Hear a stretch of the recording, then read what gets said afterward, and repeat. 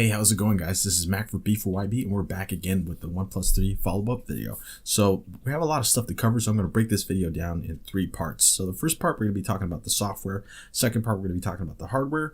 And the last part is the conclusion. So before we get started, how do you even get Android Pie onto your OnePlus 3? I'm going to leave a link down below for where you can download this, and let's get onto it. So if you have a rooted device like I do have here and have custom recovery, basically all you need to do is download the file, put it into your phone, boot into custom recovery. I personally use Twerp. Now I recommend doing a clean wipe before you flash your ROM. You know, don't be that guy. Gotta play it safe. Now if you don't have a rooted device or if you don't have custom recovery, what you can do is download the file, move that file into your internal storage. Now go into your settings. Now, as soon as you're in settings, go into system updates. From system updates, hit that gear icon, and what you want to tap on is local upgrade. After transferring the ROM, you should see it pop up over here, and then all you have to do is tap on that and let the install happen. Okay, now with that out of the way, let's talk about the software. What are the big features that are really like in Android Pie for the OnePlus 3? Now, coming from Android Oreo to Pie, there are a lot of minor changes in terms of the UI, but just more like refinements. You're going to notice round icons in the drop-down menu. When you select a dark theme in Oxygen OS, that's going to spill onto your shelf now. Overall, it's just more of an incremental upgrade and little tiny details here and there that you're going to notice. One of the bigger things that I've noticed is the settings menu. It's not as cluttered now, and everything is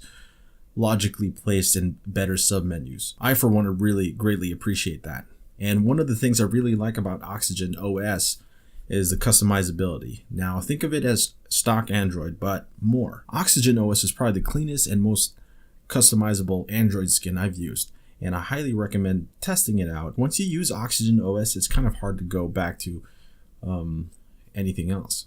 One of the bigger updates that came with Android Pie is the battery optimization. Gone are the days where the rogue apps draining your battery life for no apparent reason. Like I said in my last video, standby time has been pretty awesome with this phone, and that still holds true, even using this as my daily driver for a week. I have to say that standby time is doing pretty good, and the AI notifies me whenever there's an app that's continuously draining battery, even if I'm not using it. All my Bumble bros, my Tinder thugs, you know what I'm saying? Like, you guys constantly on that app, boom, it's gonna drain your battery life real quick. Trust me, I would know. One of the few things I didn't like is the camera app. Now, I don't know if this is specific just to the OnePlus 3. Maybe it's different for the 3T, or maybe it's just for this beta. I'm not really sure, but I couldn't find the portrait mode in this camera app, and it seems pretty limited. And to be completely honest, I don't really like OnePlus's version of the camera app, even on the 6T anyways. One good benefit though is that you do get Google Lens. I personally don't use this as much, but I can see this being useful for people that like to scan QR codes if they're looking for a product that they want to buy or something like that. All right, now let's go on to the hardware. Like I said in my last video, this is a used phone I purchased, and for today's standards, I think it's held up pretty well. Despite this having a lot of scratches on the screen, I haven't dropped it yet, and that's a good thing. This phone is not as slippery as my 6T, and holding it without a case, I'm not too worried about it. Even if I do drop this, I don't have to worry about glass cracking in the back, so that's pretty cool. We have a 5.5 inch 1080p AMOLED display. Now, the biggest concern for AMOLED displays is that there might be burn-in, especially with older phones. So that's one thing I'm concerned about. So far, I haven't noticed any burn-in or ghosting in my screen. Another thing I want to point out, this screen is even brighter than my 6T screen. Having it at 1/4 brightness is equivalent to like half brightness in my OnePlus 6T. The colors look great. Watching videos on this is awesome. Probably the biggest disadvantage I see from the screen versus my OnePlus 6T is that I don't get to see as much information if I'm scrolling down Reddit or Twitter or something like that, but it's not a big deal. And after using it for a while, you get used to it. Another really awesome thing, it's got dash charging, and it works pretty good with my OnePlus 6T's charger. Since when I bought this phone, it didn't come with a charger, and you get that really cool animation that I really like, and that cool sound. I did notice that this did charge slower than my OnePlus 6T, but it still charged pretty quickly. But it's a minor thing, And I can certainly look past that because in 30 minutes I get a lot of percentage back. So far I've been getting about 2.5 hours to 3 hours screen on time. That may not sound like much, but I don't know how many battery cycle charges this one has already had or how long this one's been used and abused for. So I'm pretty impressed generally. Now, probably the biggest drawback and the weakest point is the camera. And a lot of that could be attributed to the software as well. But this is where the cameras just feel very dated. You can tell that it's just not as good. The high dynamic range gets a little overexposed. The colors seem a little washed out in my opinion. If you're just going to be posting stuff on Instagram and social media, I don't see the reason why this camera wouldn't be good enough. You can definitely get some decent shots out of here. With a little software editing, you could probably save some of the pictures that you take there. In terms of video, the fact that you can shoot 4K here is pretty impressive. And you can shoot in 1080p 60 frames per second. So if you want that slow-mo video, just slow it down in your editing software. So overall, the hardware is pretty awesome. You get the headphone jack, USB Type-C.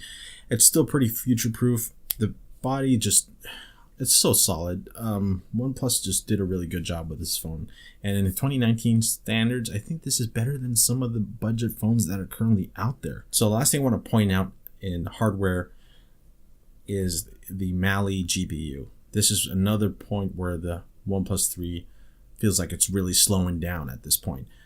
I'm not a big gamer, so I've only tested one game, and I tested out PUBG. It's a pretty intensive game to run on a phone. When you start the game, it's going to recommend you run it in medium settings. I recommend lowering that because the frame rate can really fluctuate. When there's a lot of action going on, you can really see this thing struggling and starts to slow down. Probably not the best, most hardcore gamer phone. Oh, another thing is, forgot to mention with software, OnePlus includes game mode, which other ROMs and Android skins don't really have, which is just an ingenious thing to have. If you're playing a game, you don't want to get distracted by notifications and all that. Yeah, it has that, and it's supposed to optimize the gameplay performance. I don't know how well that whole optimization thing works, but my theory is like it kills off background processes and frees up some RAM so the games run smooth. All right, conclusion time. So the OnePlus 3 in 2019, is this device still worth it? Is this thing still worth looking at or using? Absolutely. I think that this is still a very viable daily driver, and I've done it for a whole week and I survived. But now I really want to go back to my OnePlus 6T. Overall though, I was really happy and really surprised with the performance I got out of this guy. So if you guys are even considering or thinking about picking up something like this and you really have a tight budget, I don't see why not. I think the main takeaway here is that the OnePlus 3 is still awesome. Sometimes it's not always just hardware. I think software is very key and important in a great user experience. And that's what I've experienced here. OnePlus, good job. So anyways, if you guys enjoyed this video, please consider subscribing to the channel and like the video. That really helps me out. Any questions, comments, or suggestions, leave them down below. Thanks for watching, guys, and I'll see you.